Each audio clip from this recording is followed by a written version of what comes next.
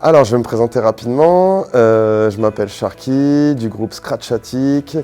Je viens de Lille. Le projet Scratchatic, il a maintenant 3 ans. On fait du hip-hop, trip-hop et on utilise essentiellement la musique assistée par ordinateur pour concevoir nos musiques. Alors, ce qu'on cherche à transmettre à travers cet atelier, c'est surtout, là, initialement, c'est vraiment un temps de découverte. L'objectif, c'est vraiment d'essayer de découvrir l'univers de l'audiovisuel de façon générale, sans rentrer trop dans le détail, mais au moins de pouvoir voir un petit peu toutes les composantes. Et l'idée, c'est de pouvoir allier un petit peu de théorie avec de la pratique. Donc c'est pour ça qu'on fait aussi des petits jeux, des petits exercices, etc. C'est vraiment de pouvoir un petit peu mettre en lumière chacun des éléments qui existent autour de l'audiovisuel. Nous, la particularité, c'est qu'on utilise essentiellement la musique assistée par ordinateur, mais il y a des notions de sound design dans la façon dont on crée nos musiques. On passe énormément par des moments de captation, d'échantillonnage sonore, qu'on vient retravailler, etc. et faire corps avec nos créations. Dans le cadre de cet atelier, on est plus sur du sound design un petit peu plus terre-à-terre, où on va aller travailler les bruitages, ce genre de choses.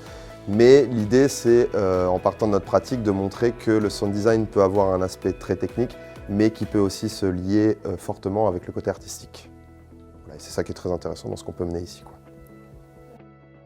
Alors, dans les conseils que je pourrais donner aux étudiants, c'est déjà d'essayer de s'intéresser un petit peu au domaine.